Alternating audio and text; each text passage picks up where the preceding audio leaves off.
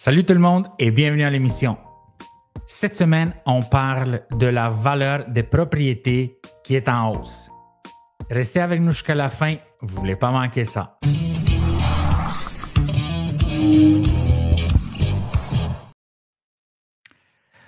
David, on apprend cette semaine qu'il y a une hausse historique de la valeur des propriétés à Sherbrooke avec une augmentation moyenne de 45%.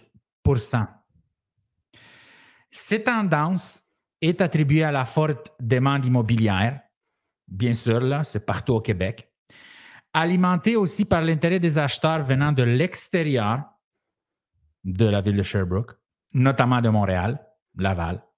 Mais excuse-moi de t'arrêter, mais tu parles de la hausse des évaluations municipales. Oui, bien sûr. Okay. Bien sûr.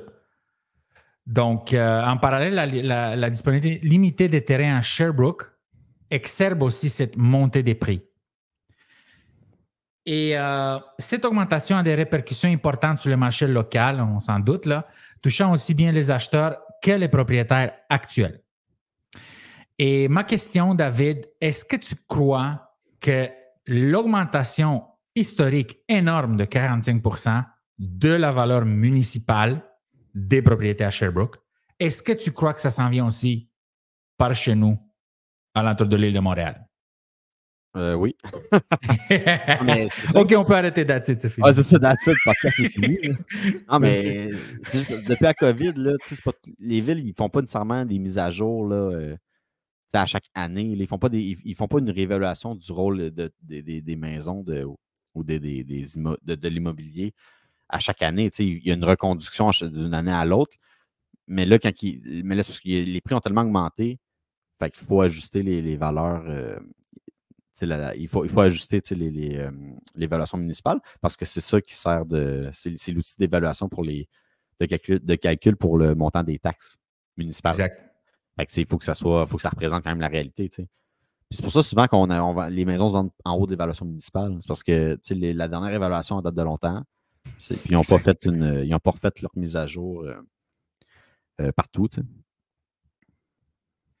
OK. Donc, je voulais te montrer l'article en question. Là. Donc, le rôle d'évaluation 2025-2027, donc qui s'en vient, qui a été déposé mardi après-midi, donc la semaine passée, est basé sur la valeur estimée au 1er juillet 2023. OK. Donc, c'est nos un an après, les augmentations monstres. Là, c'est pour ça que je dis ça. C'est pour ça que je dis ça. Fait qu'en réalité, c'est quoi maintenant? C'est 50, 52, 55, 60%? Les maisons, ils ont pris plus que 50%. Fait que dans le dernier 3 ans, exactement. C'est vraiment historique, là, c'est sûr. Ouais. Et je crois que si ça s'aurait fait, c'est sûr, pour la valeur au 1er juillet 2024, ça aurait été un peu plus haut, c'est sûr. Et donc, c'est M. Éric Duperron qui a 20 ans. Donc, il dit cette hausse historique, en 20 ans, c'est la première fois qu'on voit ça. Ouais. Indique le chef de la division de l'évaluation, Éric Duperron. Ouais. Mais attendez-vous à des hausses partout. Là. Fait que, tu as acheté ta maison 500 000 et tu es évalué à 300 000. La valeur de la maison, c'est 500 000. C'est ça. Donc, la ville, elle veut évaluer selon la vraie valeur. Elle veut des taxes en fonction de la vraie valeur. T'sais. Voilà. Mais même si on ne s'est pas parlé avant, ça, c'est une des raisons pour laquelle je voulais faire le sujet dans le podcast. C'est que les gens, quand ils vont acheter maintenant des propriétés, l'évaluation est souvent en retard. Ouais. On a la preuve. Exact. Donc, c'est un très bon point que tu amènes, David. Disons quelqu'un qui fait un budget avec 3 600 de taxes municipales. OK? Ouais. Ça, c'est 300 $ par mois. Et là, il y a une augmentation de 45-50 %. Donc, ça, c'est, si on voit linéaire, là, c'est 150 $ de plus par mois. Ouais. Donc, les gens qui achètent aujourd'hui, il faut s'attendre que dans les prochaines années, tout dépendant de c'est quand la révision de leur évaluation, ben, ils vont payer 30, 40, 50 % de plus sur la taxe municipale. La juste valeur, ça. C'est sûr, les villes sont bien contentes. Voilà. Mais oui, effectivement. Et ça s'en vient. Là. Ça s'en vient dans plusieurs autres villes. Non, mais ça, c'est sûr. Là, toutes les villes sont en train de refaire leur rôle. Là, ça, c'est sûr. Exactement. Et tu vois, on regarde le détail, c'est 58 pour les résidences unifamiliales. Donc, si on prend juste les maisons, là, c'est 58 d'augmentation. C'est pas 45. Ouais, c'était la moyenne de tout, là. 45. Et voilà. 49 pour les condos, 52 pour les immeubles 2 à 5 logements, 31 pour les immeubles 6 à 20 logements et 32 pour les immeubles de 25 et plus. Là, ce qui est particulier, c'est que je ne sais pas si. Si on refait l'évaluation en 2023, ça coïncide avec la hausse des taux. Là. Mais c'est parce que exact. les complexes ont augmenté beaucoup de valeur dans le temps de la COVID. Ça va augmenter beaucoup. Mais là, avec la hausse des taux, moi, j'ai vu que ça se vend. Il y a eu une petite baisse, en tout cas. Ben, c'est plus difficile à vendre, mais c'est sûr que c'est la rentabilité. Un investisseur immobilier achète pour la rentabilité. Fait qu'avec la hausse des taux, c'était plus difficile. Tous ceux qui ont vendu, mettons, après le gros boom, là, quand les taux étaient plus hauts, ils n'ont pas nécessairement eu un meilleur prix. Ils n'ont pas eu le prix qu'ils auraient peut-être pu avoir avant la hausse des taux. Fait que tu as vu, ça a augmenté juste de 30 c'était en 2023. Fait que je ne sais pas s'il y a un impact, il y a un lien par rapport aux plex qui ont été vendus parce qu'ils ont été vendus moins cher en 2023, peut-être. C'est ça. Fait que peut-être que ça a moins augmenté parce que ça s'est stabilisé pas mal, là, je te dirais, avec la hausse des taux. Oui. Oui. Et cette hausse historique, bien, elle est attribuée, c'est sûr, à la forte demande. Mais la forte demande est associée à la basse offre aussi. Donc, il n'y a pas beaucoup de choses à vendre. C'est ça, les prix pareils. Si tu veux acheter, tu achètes. Dans le fond, qu'est-ce qui fait la valeur d'une maison? C'est à quel prix qu'un acheteur est prêt à le payer. Là, en réalité. Exact. C'est un groupe d'acheteurs, mettons. Là. Mm-hmm. Mais si les prix, c'est 500 000, c'est 500 000. Peu importe la demande ou l'offre qu'il y a sur le marché. Ça va être selon l'état actuel de quand ils font l'évaluation. À cette date-là, c'est à quel prix qu'un acheteur est prêt à payer. Oui, bien sûr. Ils prennent des vrais comparables vendus achetés par des acheteurs, puis c'est comme ça qu'ils évaluent. Là. Bien sûr, bien sûr. Le point que je veux amener, c'est que s'il y aurait plus de maisons à vendre, la valeur ne serait pas la même. Parce que les acheteurs paieraient moins. Exact. OK, c'est ça le point. Donc, le fait que ça augmente et ça augmente, c'est qu'il y a moins, il n'y a pas d'habitation là, disponible. Ouais. On en a parlé, je pense, dès le début du podcast, on parle de la crise du logement. Là, fait qu'on ne va pas s'agoniser là-dessus. Mais pourquoi je parle de ça, c'est que j'ai trouvé un article qui allait avec celui de 45% d'augmentation d'évaluation municipale. C'est que les mises en chantier, David, semble s'essouffler. Donc, tout le tralala qui a été amené, que là, on va construire des maisons en temps de guerre et grosse crise, puis on va bâtir des millions de maisons. Parce que le gros problème là, que moi, je vois, c'est que les gens qui vendent, les propriétaires de terrain, ils veulent vendre les terrains au plein prix, tu sais. Puis là, c'est plus dur de vendre des fois. En même temps, tu vends un terrain pour un 24 logements, là. Mais il veut le gros prix parce que les coûts des travaux sont tellement chers en ce moment que c'est difficile. C'est pas rentable. Puis là, les autres ne veulent pas vendre leur terrain moins cher que ce que ça valait là, 1 an ou 2 ou 3. Tu sais. Fait que là, c'est ça qu'on est prêt un peu avec ça. Fait que je pense que la hausse des coûts de construction, c'est difficile en ce moment pour les constructeurs. Là. Fait que c'est pour ça peut-être qu'il y en a moins là, de mise en chantier. Tu sais. Ouais. Et check, la modeste reprise des mises en chantier d'habitation observée en début de 2024 semble déjà s'essouffler avec 2 mois consécutifs de diminution comparativement aux mêmes périodes de l'année passée. C'est du moins ce qui montre la SCHL. C'est ça. Donc, ainsi, au Québec, 3342 mises en chantier, tous logements confondus, ont été recensés en septembre 2024, soit une diminution de 10% comparativement à septembre 2023. Puis je suis sûr, si on compare... vas-y, excuse-moi. Non, vas-y. Mais juste si on compare 2023-2022, je suis sûr qu'il y a une autre baisse. Là. De 2022 à 2023, il y a une baisse d'après moi. Là. Oui. 2023-2024 encore. D'après moi, je n'ai pas les chiffres, moi, je me souviens. C'est mon sentiment. Là. Exact. Et check ça, là. C'est pas fini. C'est pas fini. Cela étant particulièrement préoccupant. Je vais grossir ça parce que c'est important. Okay. Considérant que 2023 représentait la 2e pire baisse. OK? Wow. de mise en chantier depuis 1955. Donc, tu avais raison. Le 2023, c'était la pire baisse en pourcentage. C'était 2023, tu penses? À 2022, Oui. la première? Oui. Ah, OK. C'est ça, exactement. Donc 2023, de 2022 à 2023, Ah, OK, oui, que c'est la 2023, je pire comprends. C'est baisse ça. depuis 1955. OK. Fait que les deux pires baisses, c'est des 2 années. Voilà.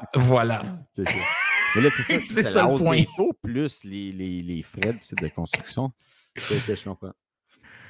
Donc, check, la mise en chantier d'appartements ont connu la plus forte baisse, de moins 11%, suivi par ça des maisons individuelles. OK. 11%. Donc, appartement versus... c'est quoi? C'était appartement versus maison, dans le fond? Oui, exactement. OK. Donc, 11% les appartements, moins 11%, et moins 9% les maisons individuelles. OK. OK, les jumelés Parce que, tu sais, arrangés moi, je vends une augmenté. maison actuellement dans Hochelaga. C'est tout à strip. C'est un flip. Ben, c'est un flip. C'est une maison à tout à rénover au complet. Là, puis c'est extrêmement... Là, finalement, on a réussi à s'entendre, mais la vendeur n'a pas eu le choix de vendre vraiment pas cher. C'est parce que les coûts des travaux sont tellement chers. C'est normal que tu veux... Tu sais, la personne qui veut faire les travaux, tu as 200 000 à mettre dans la maison. Tu ne veux pas mettre 200 000 dans une maison puis tu fais zéro profit. Tu sais, il y a le travail, faut qu'il y ait un... faut que ça vaille la peine de mettre l'énergie puis le risque de faire ça. Oui, mais oui. On a vendu vraiment pas cher pour le marché. Là. Mais c'est à cause des coûts des travaux qui sont trop chers. Exact. À Montréal, cette diminution dans la province s'explique en partie par les mises en chantier dans la ville, qui ont connu une baisse de 82% en septembre. 82%, c'est fou, hein? C'est incroyable, man. Ouais. Donc, diminution dans la province en partie par les mises en chantier dans la ville de Montréal. Okay? Donc, les mises en chantier, donc les starts, les home starts, les mises en chantier, ont connu une baisse de 82% en septembre par rapport au même mois l'an dernier. Mais tu sais, on peut s'imaginer que ça va monter. Tu réalises-tu c'est quoi, là? Ah non, c'est malade. Si tu as eu 2000, ben là, tu en approches de 1000 maintenant. Là. Exact. Mais probablement, tu en as eu plus que 1000. Ah, ouais. Ah, mais c'est même moins que ça. 82, c'est plus que ça. Là. S'il y en avait 2000, c'est genre... il t'en reste 400, là, tu sais. C'est 80%. Ouais. C'est fou. Oui, exact. Ouais. C'est énorme. C'est énorme. Mais ça peut juste aller en s'améliorant, d'après moi, parce que là, les taux sont en train de baisser. Je ne sais pas c'est quoi l'impact pour les coûts de construction, là, mais peut-être que ça... On verra ça tantôt. Exact. Je vais te montrer ça. Donc, bon, finissons avec ça. Est-ce que tu crois que c'est lié aux prix qui sont extrêmement hauts? Comme tu dis, là, on l'a dit plusieurs fois, là, les prix de construction sont énormes.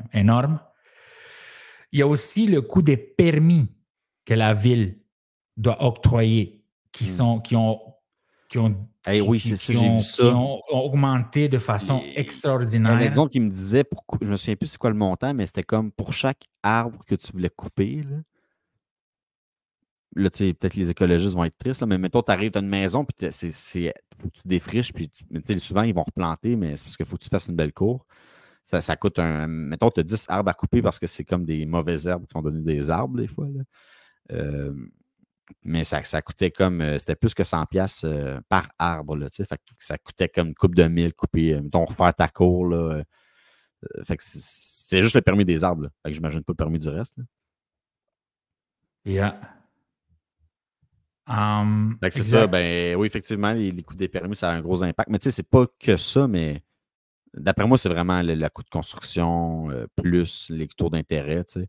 Parce que, mettons, là, souvent, les entrepreneurs vont aller chercher des prêts privés là, pour construire, tu sais. Mais là, imagine les taux, à quel point. Tu sais, 1 mois ou 2, là, avant, mettons, ton projet, ça prend 3 mois, mais là, tu perds 1 ou 2 mois avant de vendre ton projet, exemple. Tu sais, chaque mois, là, c'est des milliers de dollars de perdus. Fait que c'est un petit peu risqué. Fait que juste ça, peut-être, il y a le côté risque, puis il y a le côté taux-intérêt, puis après ça, les coûts de construction, là, plus les coûts des permis. Tu sais, c'est tout, dans le fond. Là. Exact. Il y a des dizaines de milliers de dollars qu'on paye maintenant pour les permis. Là. Ouais. OK, ce qui est énorme. Là. Ce qui est énorme. En Colombie-Britannique, le add-on pour un permis et aussi toutes les choses que tu dois faire, comme la brique tout autour, tout ça, c'est 600 000 Ah ouais, hein? 600 000 à Vancouver. De permis? De permis et toutes les choses que tu dois faire par rapport à d'autres endroits. Exemple, ici en Alberta, tu peux construire 100 briques. À Saint-Hubert, ça te prend le premier niveau de briques. À Brossard aussi. C'est toutes ces choses-là, c'est 50 ou 100 000 de plus. Là. C'est tout, si tu ramasses toutes ces choses-là, c'est 600 000, man. De plus qu'ailleurs. Yeah. À cause de leurs règles restrictives. Ben, voilà. Okay. Je voulais te trouver l'article en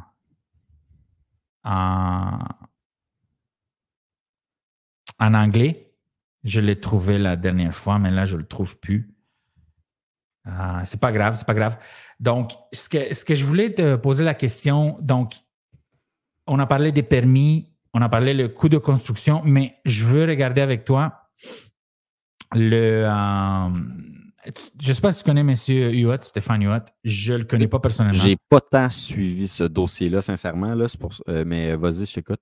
OK. Bon, ben, pour ceux qui n'ont pas suivi le dossier, comme David, et comme moi, parce que c'est maintenant que je l'ai lu. Que m'intéresser aux autres.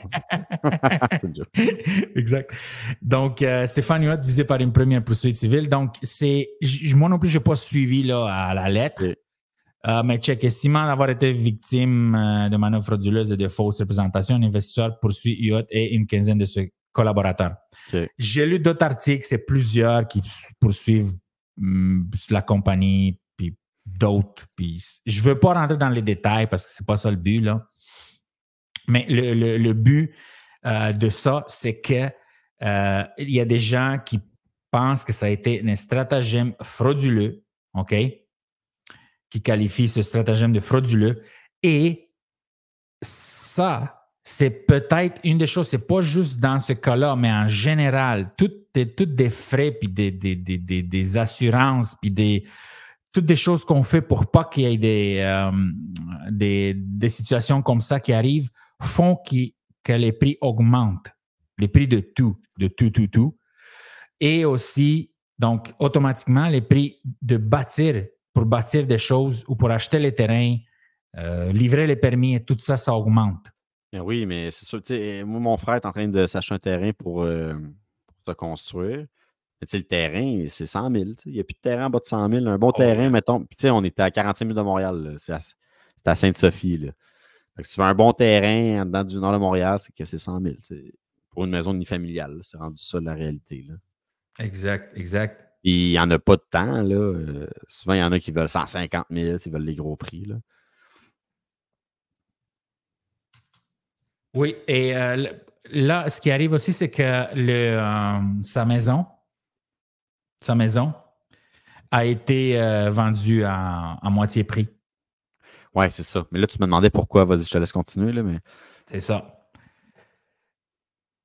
C'est ça que je voulais qu'on en parle. Donc, la propriété Huot, située dans le quartier Le Bourgneuf, a finalement trouvé un preneur le 16 octobre pour 2,2 millions. OK? Et je veux savoir, parce que c'est quand même une propriété extraordinaire vendue par Remax. mais là, c'est écrit, descend plus bas, check la personne qui l'a acheté, là, c'est écrit, le paragraphe qui est écrit, un des 5 propriétaires du groupe okay, c'est pas, je pensais que c'était l'acheteur est Frédéric Salvatore. En passant, Pizza Salvatore sont vraiment, ils développent beaucoup, là. Mais bref, OK, fait que c'est lui qui l'a acheté. Mais je voulais juste voir si tu descends encore dans l'article, là, parce que tu me demandes, tu sais, dans le fond, une des questions que tu vas me demander, c'est pourquoi que ça s'est vendu moitié. Oui, c'est ça. C'est ça que c'est une belle propriété. Il n'y a personne qui est mort dedans. Il n'y a pas d'inondation. Il n'y a pas eu de. Je reviens dans l'article juste rapidement. Là, que ça dit le courtier immobilier.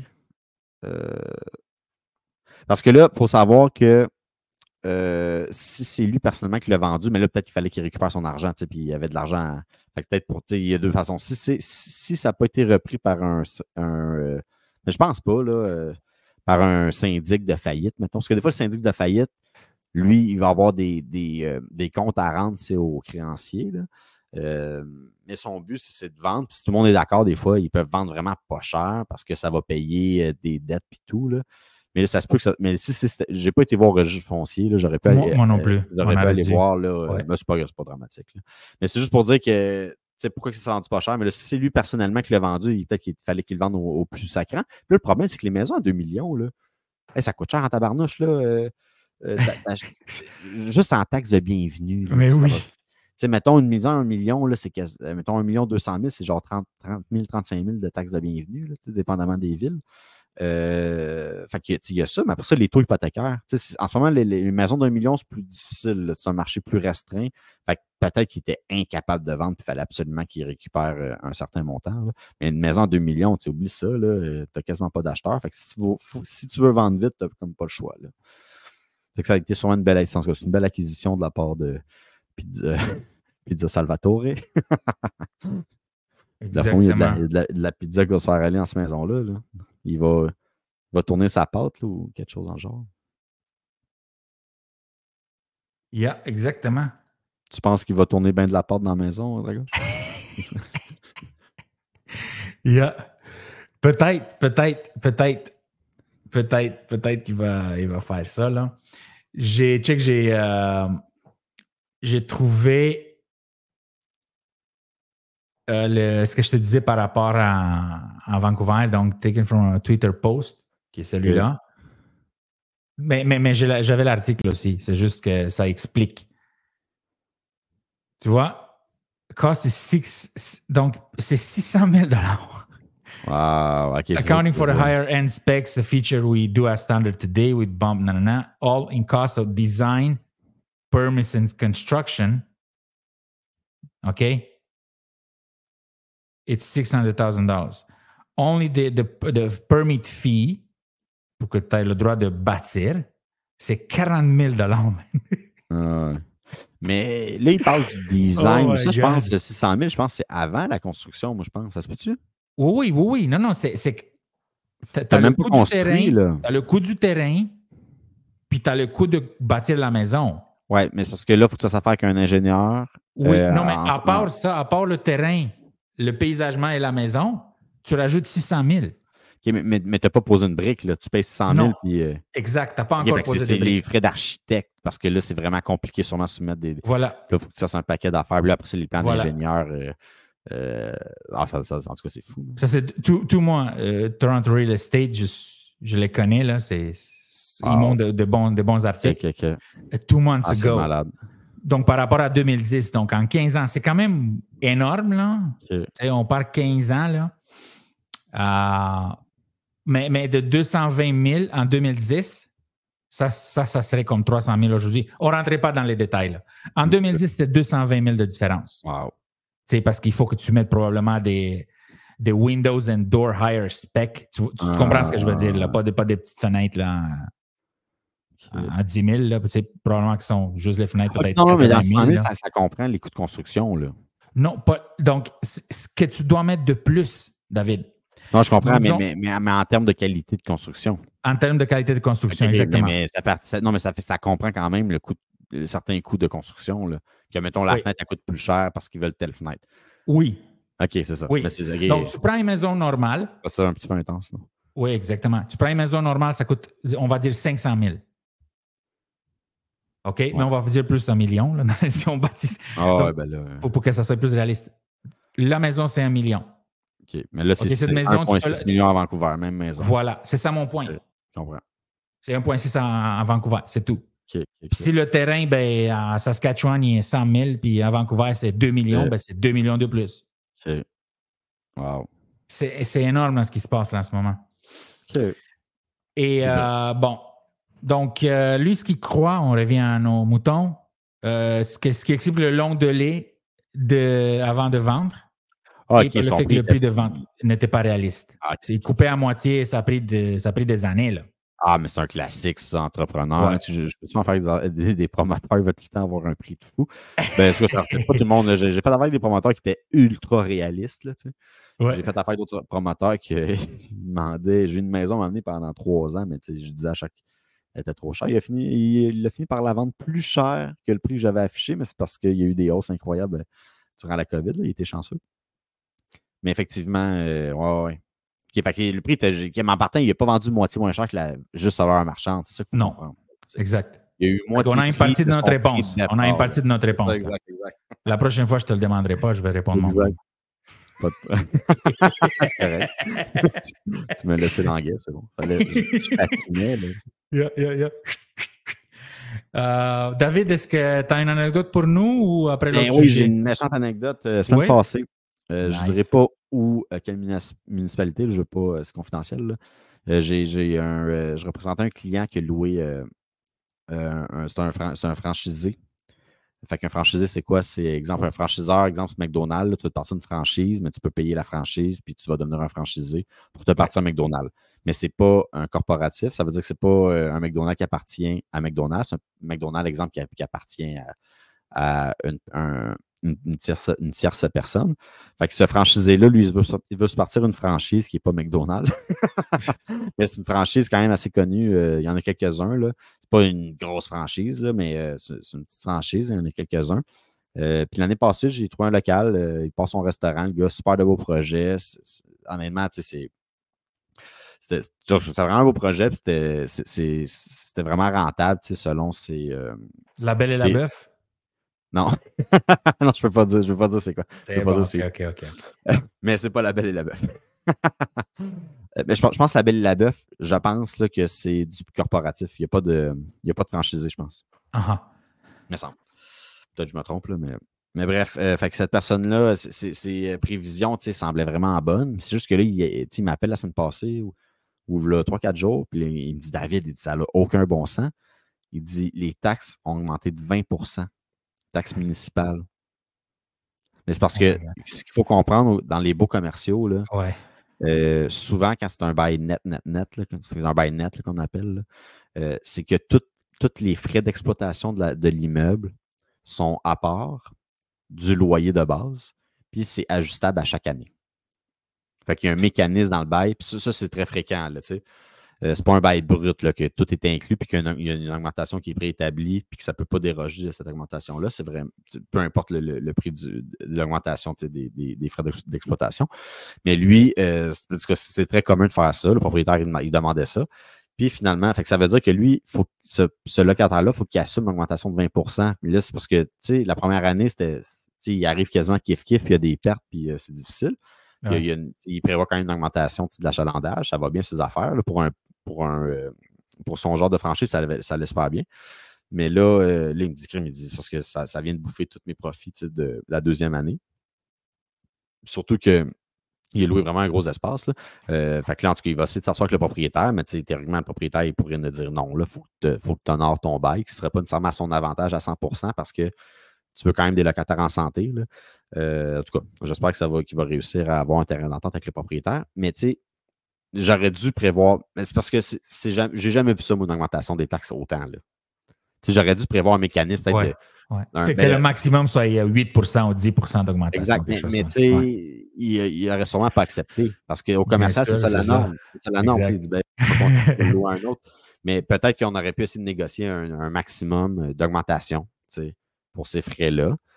Mais 20 c'est fou, là. En tout cas, ça augmente ça augmente son loyer vraiment beaucoup, là. Fait que je souhaite vraiment trouver un terrain d'entente. Ça serait plate qui doivent faire faillite dans les prochains mois, années. Là. Bref, c'est ça. C'est juste pour dire que ça, c'est un exemple parmi tant d'autres. Fait que là, c'est pas si pire au résidentiel quand tu es locataire, tu ne vois pas tant l'impact. Là. Mais oui, ça augmente beaucoup. Ton propriétaire, des fois, peut justifier des augmentations. Mais au commercial, il n'y a pas de. Il n'y a rien qui régit un bail commercial. Tu peux mettre ce que tu veux dedans là, en termes de. Il y a des lois, il y a quand même des lois, là, mais tu peux négocier tout ce que tu veux. Tout se fait au commercial. Fait que tous les propriétaires commerciaux, mettons à Sherbrooke, là, 45 là, il y en a là, des propriétaires là, qui ont des commerces puis qui ont des baux qui sont nets, puis que les frais d'exploitation sont. Les taxes sont à part. Fait qu'ils vont devoir assumer cette augmentation-là. Fait que ça risque d'être vraiment, vraiment difficile. Fait que c'est ça. Ça, c'est la semaine passée, mais c'est parce que justement, c'est ça. Saint-Jérôme, j'aimerais savoir c'est quoi. Saint-Jérôme, moi, je travaille beaucoup à Saint-Jérôme. Je travaille beaucoup dans le coin de Laval, Repentigny, l'Assomption. J'ai hâte de voir ce que ça va donner dans ces villes-là. Parce qu'à Saint-Jérôme, c'est tellement augmenté là, les évaluations, là, c'est fou. Là. Fait que ça va sûrement être la même affaire dans cette ville-là. Que Sherbrooke. Perfect. Exact. On vivra et on verra. Donc, passons aux mises à jour du marché. À Mario, on passe à Mario. Mario Dumont. Lui, il a des bons commentaires. Hein? La façon qu'il réfléchit, il te fait réfléchir. Ah, il est cool. Ouais, c'est ça. Ouais. Puis sa façon de parler aussi est comme... Mais il y a beaucoup de gens de politique qui se ramassent à la radio, pareil. Exact. Donc, le taux directeur sur la barre de 4%. Ouais. Ce que je voulais qu'on en parle, c'est que donc, les paris sont ouverts, oui. La Banque du Canada s'attendait jusqu'à 75 points de baisse. Il y avait plusieurs articles, c'était comme... les gens ne savaient pas, les experts, en fait, il y en avait qui... Un petit pourcentage, là. Mais il y en avait qui... Il sait, là, tu sais. Ah, il n'y a personne qui sait. Non, mais c'est qui travaille à la banque qui prend la décision. Il y a bien quelqu'un qui appuie sur le bouton. Exact. Donc, il pensait que c'est 75 points, 75%. Ouais. Et en fin de compte, ça a été juste 0,5, ce qui est très bien. Je vais te montrer pourquoi. Ouais. Par rapport à la valeur de la devise canadienne. Mais il voulait 75 points, c'est pas pire. Oui, de moins. Oui, c'est pas pire pour les taux d'intérêt. Mais c'est moins bon pour l'inflation et la valeur du dollar. Mais la baisse, là, c'est quand on est quand même proche du 75 points. Là. Oui. Oui, mais tu sais, on a parlé les marchés financiers. Lorsqu'il y a une nouvelle qui sort, ils récompensent ou ils punissent ce qui est arrivé. C'est comme ça que ça marche. Mm-hmm. Et disons que tu t'attends à 0,75 et ils font une sortie juste de 0,5. Ouais. Ça veut dire qu'ils s'attendaient à plus, moins de baisse, donc plus de baisse si on veut. Là. Ouais. Ça dépend comment on la voit. Mais ils ont eu moins de baisse. Donc, la Banque du Canada a décidé moins que certains experts s'attendaient à 0,75. Mais pourquoi, tu sais?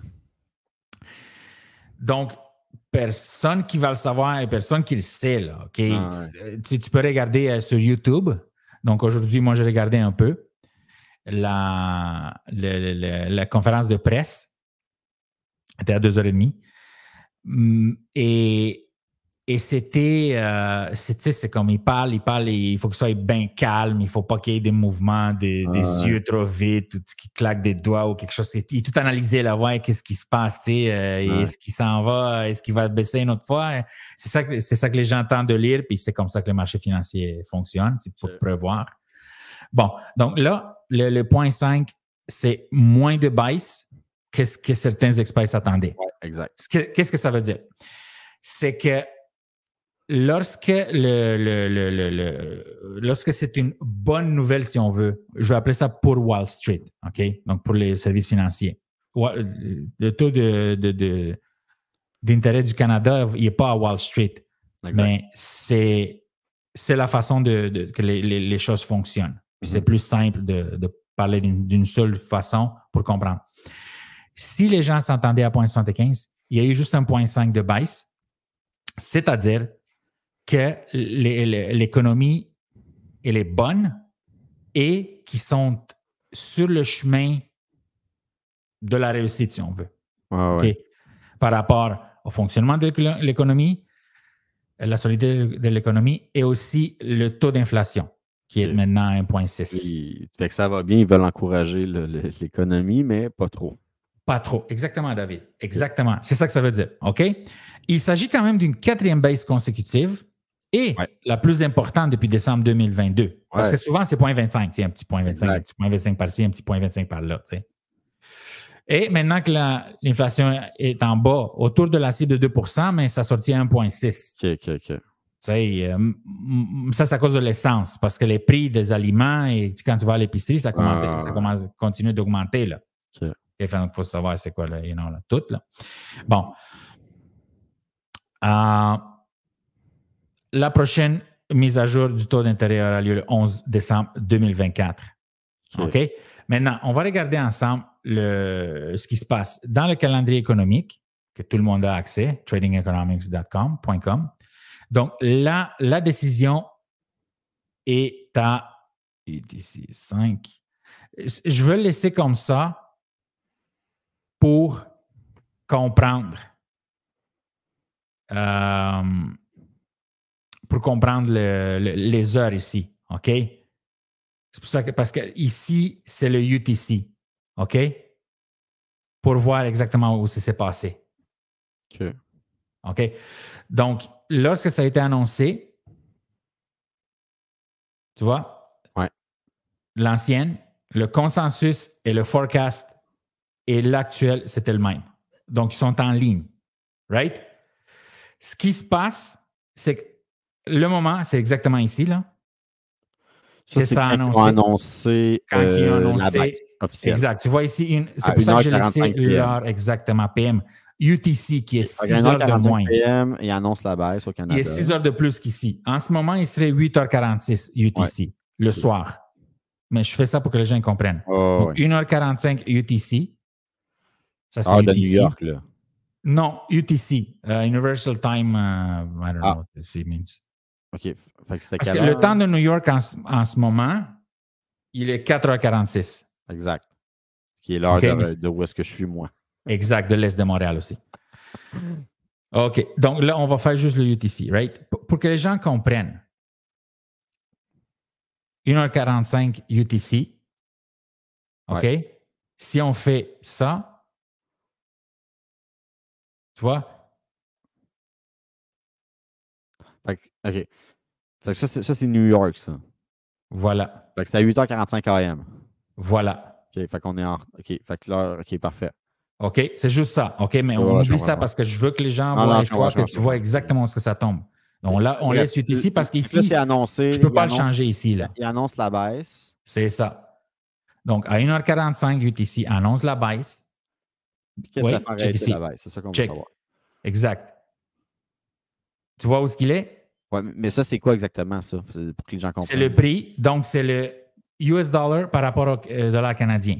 OK. C'est-à-dire $1 canadien, $1 canadien, $1 US égale 1,3837 $ canadiens. Fait que là, ça l'a baissé. Ça a baissé le canadien parce que ça, quand tu regardes une paire, c'est la paire, donc qu'est-ce qui commence? C'est le USD, c'est ce que tu as. OK? Donc, le USD to Canadian dollar, ça veut dire si ça monte, c'est que l'USD monte. Ça veut dire que la valeur du dollar américain monte par rapport au Canadien. Au Canadien. En réalité, c'est que le dollar canadien qui a baissé par rapport à US, là. Fait que là, tu vois, fait que là, ça baisse tranquillement. Il annonce la baisse des taux, puis là, c'est là que ça augmente en C'est ça. Tu vois, à 1h44, il est à 1,3834. Le US par rapport au Canadien. Le US, ça donne 1,38 canadien. Oui. Ça l'a monté à... C'est pas énorme. Oui, 38,52. C'est pas énorme, mais... Ça a monté d'une scène. Ça montait d'une... Ouais, à peu près, oui. Fait que quelqu'un qui est milliardaire, là, qui échange de l'argent, là, ça peut être payant. T'sais. Mais oui. Fait que, c'est pour ça, ils ont des millions, ils attendent juste la baisse. Ça fait ça à chaque fois. Ah non, mais moi, je trade. À chaque fois qu'il y a une baisse des taux, ça augmente la valeur. Oui, oui. Ça, quand tu as les taux, c'est vraiment simple. Tu as les taux, le chômage, le NFP, Non-Farm Payrolls. Il y en a d'autres, mais ça c'est pas mal ça. C'est 3 indicateurs qui influencent les monnaies. Okay. Si tu sais les timer, ben, tu fais assez aisément là, du profit. Là. Okay. Ouais, c'est ça, exact, c'est ça. Mais c'est spécial, là, ce que ça fait? Oui, parce que ça fait ça toujours. Là. C'est comme, je sais pas, là, ça fait pas 40 ans que je fais ça, mais je veux dire, c'est très simple. Non, mais tu baisses le taux, le dollar baisse. C'est automatique. Là. C'est pas puis après ça se de la magie. Là. Exact. Pourquoi? Parce que check. C'est ça que je voulais voir avec toi et avec les gens. Donc, ça commençait à monter l'US, donc le Canadien descend. OK, on a compris ça, là? Oui, exact. Puis, tu vois ici, c'est quelle heure tu vois? C'est 2h15. Et maintenant? 2h35. 2h35 UTC. Oui.